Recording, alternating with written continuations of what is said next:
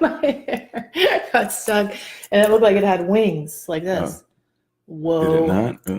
And it's blinking. All right. What's the matter? Well, I saw that blinking. I didn't know what that meant. Oh, it means we're moving. Who knows? Happy Monday. Good morning. Namaste right over here. Yeah, you're probably wondering why we're wearing these glasses. No, or you're not, and that was just weirder.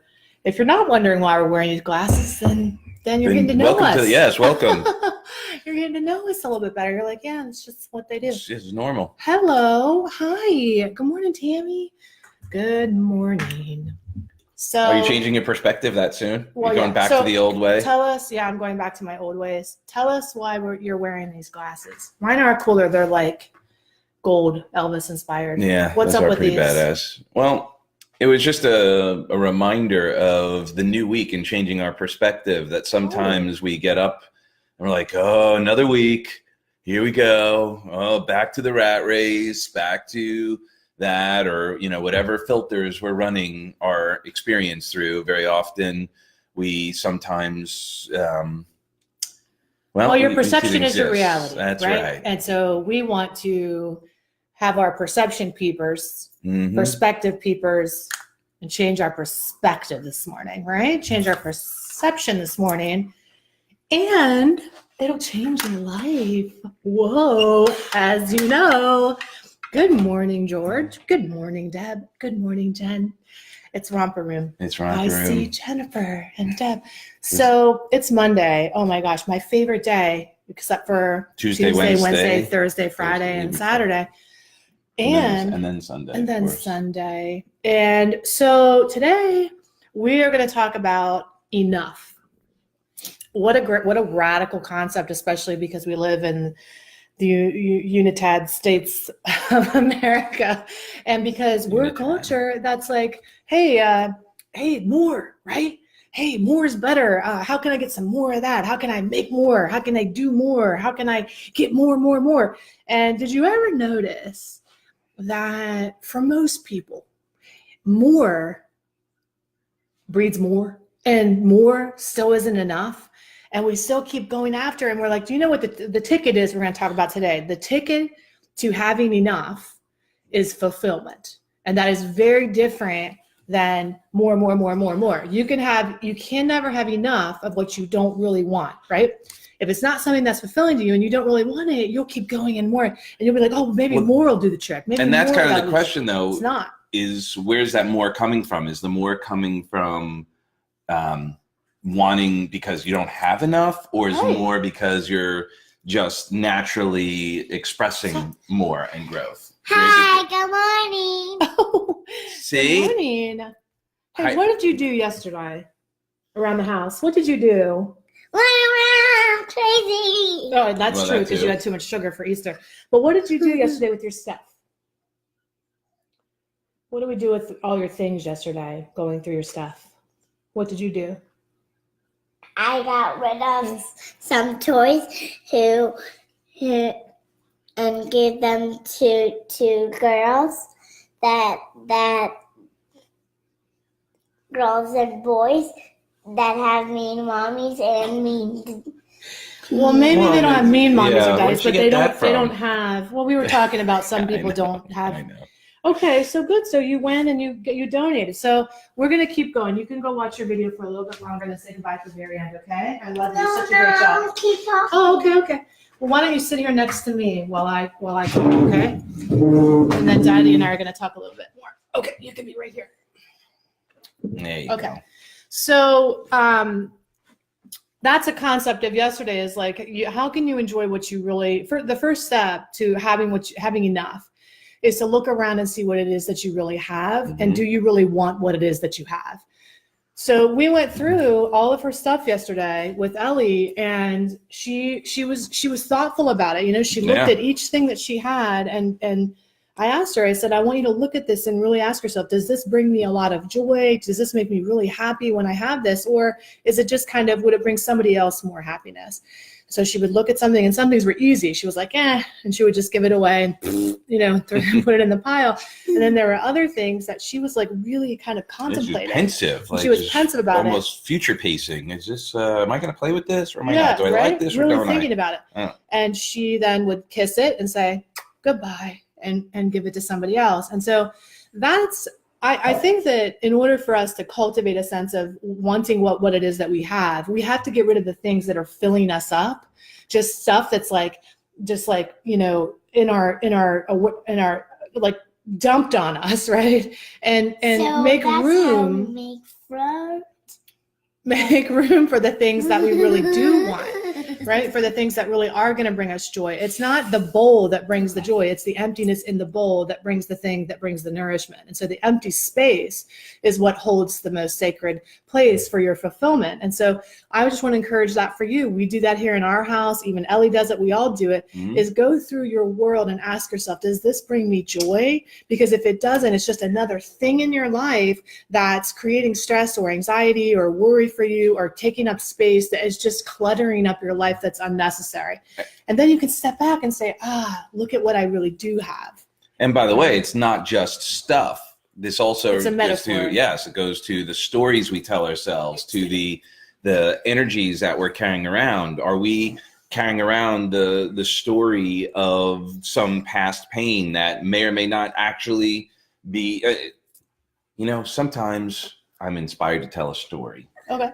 So you may have heard this story. For those of you who have, awesome. So the story is about the two monks, and you see these two monks are going off doing their monthly duties, and they have the master monk and the apprentice monk. And the apprentice monk and master are on their way, on their journey to touch, move, and inspire around the world. And they come up to a riverbank, and there's a woman standing at the riverbank, and she needs to get across. So the monks say, can I help you, ma'am? And she says, oh, yes, I'm lost. There's not a bridge to either side for miles, and I know I have to get across the river, and I know where I need to be. So the master monk says, no problem, picks the woman up, lifts her over her head, and then walks. The master and apprentice walk through the river, giving this woman this opportunity to get to the other side. The master monk places the woman down and says, have a blessed day.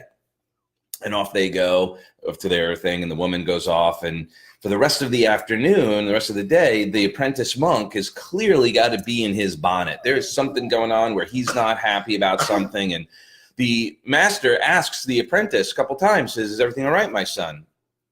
And he's like, fine. Well, fine. Of course, knowing that things are not fine, but the master allows the apprentice to go through whatever he needed to go through. So finally they get to their bedtime, and then they get to their camp, and then the master says, my son, listen, I know that something's been bothering you all day. I've been giving you ample opportunity to share, but we do have this edict that we do not go to bed incomplete. If you bring this home, it's going to, if you sleep with it, it's going to mess with you other than conscious. So please, here's your final opportunity. Please let go. And he said, all right, master, I got to tell you, I've been pissed. Yes, I've been very upset all day. You see, we have this edict that we do not touch women. And this morning you touched a woman, and it's been bothering me all day. And the master says to the apprentice, my son, I put her down 12 hours ago. Have you been carrying her all day? So that just reminded me of the, when Heidi shared that as a metaphor, that story is a great reminder that sometimes we carry around a story. Sometimes we carry a thing that happened or a statement that someone made, and we can't let that go. And that clutters up our thoughts. It gets in the way. Oh, she actually claimed it. She went and she got. So, we talk a lot about, thanks for sharing that story, Doug. We talk a lot about just fulfillment, right? So this is the creepy doll that we hide around the house, taunting each other, and whoever finds it is like the winner. And then it's your turn to hide it, right? You found it. Daddy hid it. Now it's just a creepy doll. I don't know. Don't ask. It's weird. But we hide her around the house as a family, and that's what we do for fun. How did you feel giving away your stuff, some of your stuff yesterday? What did you think about that? When I said goodbye, because they're so nice, Mm-hmm. and I feel my heart is broken. A little bit from giving some stuff away. Yeah, because I love them. Mm. Well, what do you think is good about giving some things away that you don't play with anymore? What's good about it? That some little girls Yeah. and that don't get toys. Right. Can get the toys now. Yeah, That's a very good thing, baby. Yeah, you're gonna bring happiness That's to a them. very good thing. I'm gonna go hide it. Okay. Okay. All right. So I think that's true. You know, some of the things for us that we give away, it's not going to be the easiest thing in the world to start to declutter and look around and say, if I still have all these things and this stuff and I'm still feeling empty inside, you know, what is it that I really need to let go of and pursue instead that's going to really light me up? You know, I used to think that you had to choose. You could pursue success, but not love. You know, you could have this, but not that. But really the truth is we can have whatever it is that we want. We just have to know what's really going to bring us the most amount of joy and fulfillment. I pursued success and as an international business consultant had lots of money, lots of clients traveling the world, but I didn't have my true heart's desire, which was my family. Because I thought I had to pick. I had to have success or this. But the truth is, when I was really honest, well, all that money wasn't filling me up. But really, I wanted all of it, right? This. Now I'm able to create this life and have the business that I want and the family that I want because I stopped believing that I just could pursue this one thing, right? One thing. And the other challenge that happens often when we think that it's this or that, if we focus all of our energy on one of those things, Other thing. Well, not only will the other thing disappear and you won't have, but what happens when you lose the thing that you've been putting all your energy into in the first place? Like, as an example, I was very focused, similar to Heidi, my music career. That was all that I was, that was it. Boom, boom, boom, boom. And my relationship, I was unfulfilled and unable to express it. So I focused even more energy on my business and growing that. But then some of you may or may not know what happened in the music industry about 15 years ago, but it changed everything. Technology changed everything. And basically my career went down the tubes because the industry had a massive, massive shift and challenge. And then I was left with, I was being screwed in all directions. Yes. I tied the creepy doll in your black, and You can't tell them where you hid it, That's Pumpkin. not hiding it. Go You hide tell it me somewhere where and it then is. don't tell, okay? That's Don't kind of tell her where it thing. is. already hided it. Okay, well, we'll go look for it later. Daddy, She tells us where she hides Daddy, it. it's Yes. right next to you. Oh, Okay. it's right over here? Okay, I'll look over there in a minute. Okay, good Thanks, job. Ellie. Still doesn't quite understand the concept of hiding. And then it's also an art form to know what does bring you fulfillment, right? What is enough? Well, that's Like, the biggest step. That is the biggest thing. Like whenever I was battling my binge eating, there's this old story about the cake that's in the refrigerator, right? There's these stories we tell ourselves what we can't have and what we can't have and all these rules around it. And we don't deserve to have this, but we can only have that, and restricting, right? And so there'll be cake in the refrigerator and we'll say, no, that cake's not for me. I'm not allowed to have that cake. But what'll happen is we'll start with the fruit, then we eat a little more salad, then we eat the leftover gluten-free pizza, then we'll eat some other things, and then eat the cake too. And by the time we allow ourselves the thing we really truly want, we'll have eaten the whole freaking fridge, right? Instead of just allowing ourselves, giving ourselves permission to check in and say, what is it that really will bring me the most joy and fulfillment? Now, if you're overcoming some kind of eating challenge, you'll find out 9 times out of 10, the cake was a Band-Aid on the flesh wound for the thing you really wanted anyway. The cake was even a metaphor. You didn't want the cake. You wanted more sweetness in your life.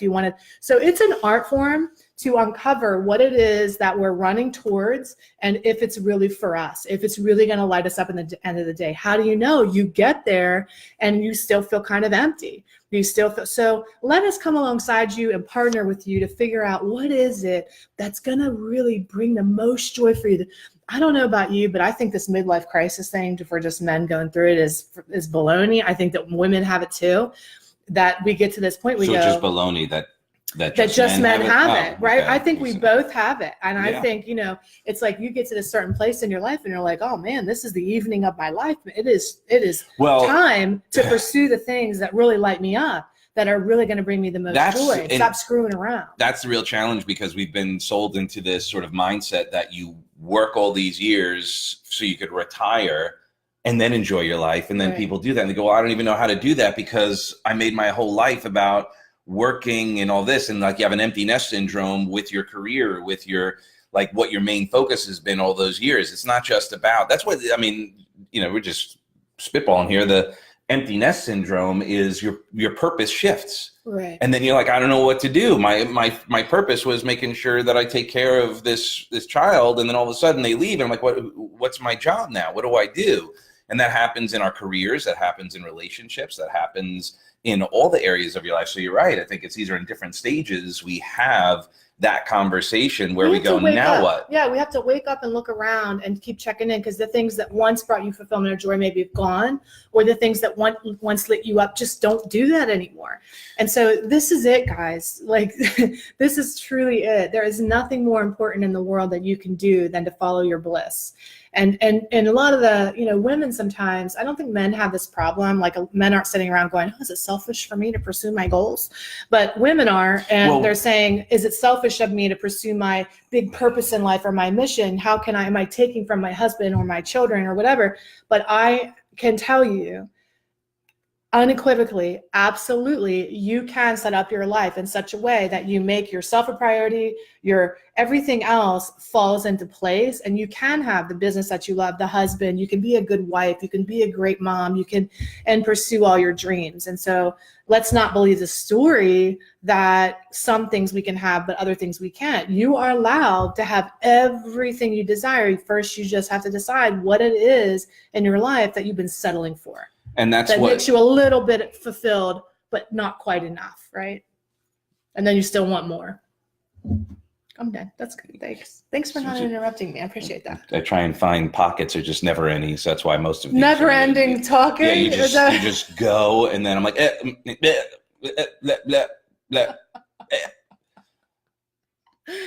Good thing it's really good shit that I'm saying. Oh, because otherwise it'd be rambling. Yeah, so no, it's really of course, good that it's important. Yeah, morning, brother. I'll see you in a few hours. Life-changing tips that I'm spewing at you. All right, your turn. Thank you for yielding. You're welcome. It's like, this is why I said I need paper so I can write down, because sometimes I have a thought and then 4 minutes later I'm like, what was that I was thinking of? Because I'm trying to find I'm trying to find an elegant pocket to pause to jump into. Men are always trying to find something to dump their stuff into. I'm just kidding. Oh, that just happened. A pocket, yeah. a hole. Uh-huh. Is that a golf reference? Yes, it was. So now I forgot what I was going to say. You were talking about the idea of women and the balance, right? And men, we get hyper focused sometimes on, it's like an if then, like it's a belief system where it's almost an opposite belief system. An if then, where she might be, woman might be, and again, gross generalization. We're not here, going down that, but going down the idea that women make well, if I don't focus on that, then this will all fall apart and blah, blah, blah, blah. I'm being selfish. And men are like, if I don't get this done, then I'm not going to be showing up like a man, or then I'm not going to be get the love. Right. The husband. Exactly. We have these sort of normalized belief systems around these experiences. And again, that's what a lot of what we talk about and what we train is on unpacking those belief systems and really looking at what's going on, so we could unravel that onion, so we can understand what Heidi was just sharing about what do I really want? Why am I wanting this? What is the motivation behind it, so I can meet that? Right, meet the real thing. I have lots of clients that are extremely successful. They make a lot of money, but at the end of the day, they had that sacrifice where, you put all of your energy into one area, believing that one area will get you the thing that you want, like love or relationship. Mm-hmm. But what happens is you end up just having nothing, right? And because you pursue the wrong things, and so, or pursue mistakenly not all things, right? That you open yourself up to all things. And so my work now is to help clients unravel that mm-hmm. and figure out, okay, how do I then allow in what I really want without losing something? I don't have to give up something. I had that story for a long time. I was going to have to give up something in order to get the love, have the relationship, but really it was just a lie. Well, and that's what's so interesting. I don't really share a lot about this, but my former marriage, I did have a relationship prior to this.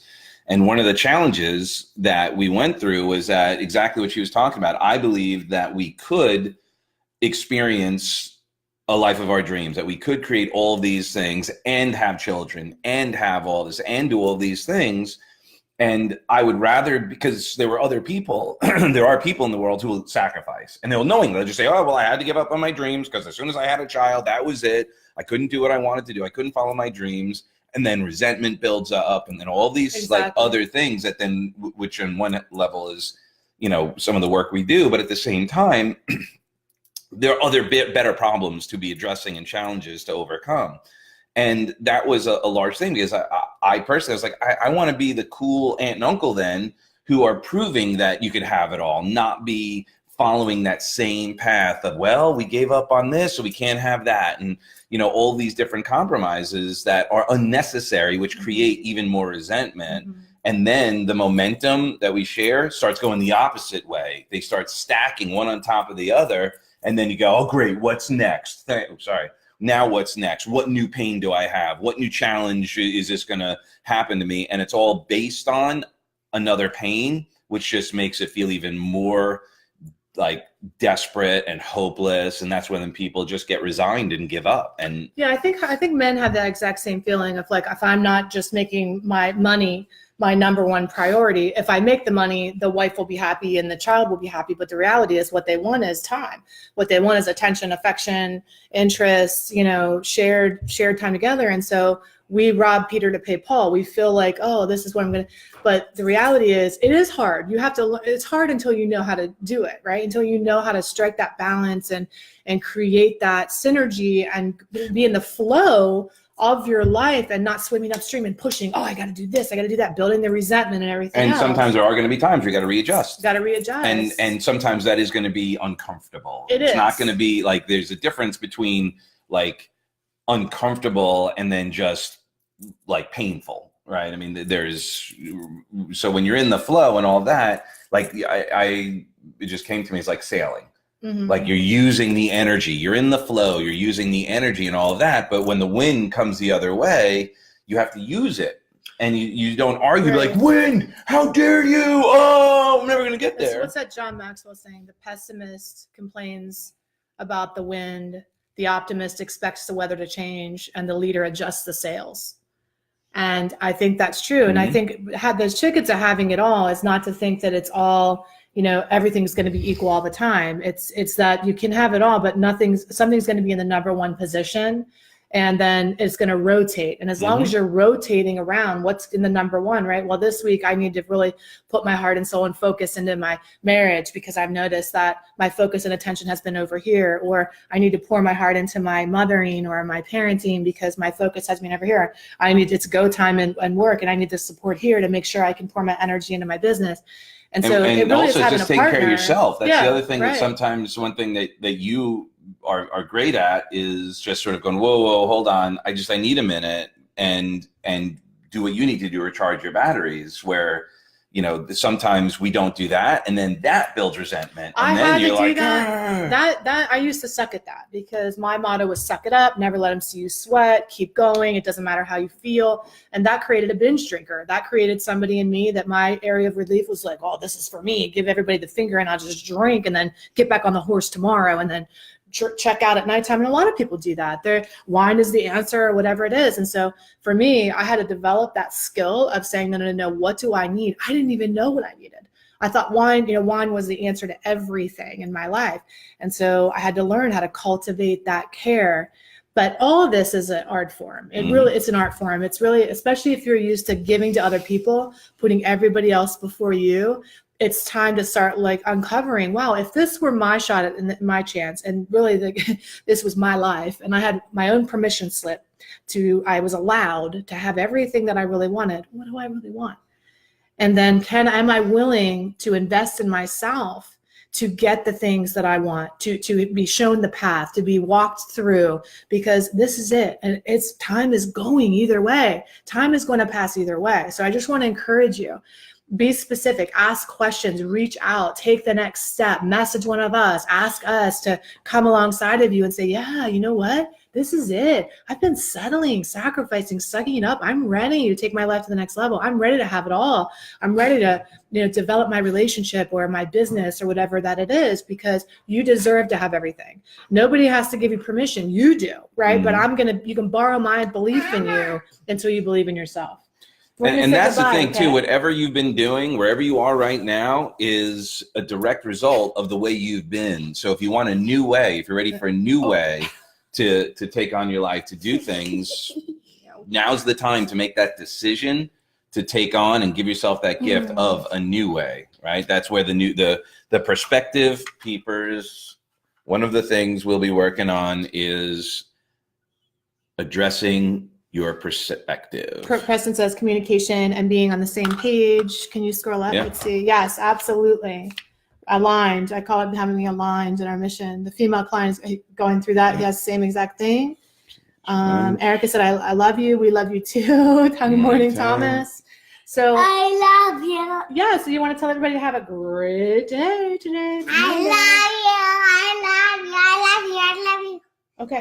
Well, have a great day. Hugga lugga. Hugga Hugga from Dana Tiger. Okay, we love you for who you are and who you aren't. You gonna give me a love sign? Hugga mugga sasa. All right, have a great day. Bye bye. Have a good day.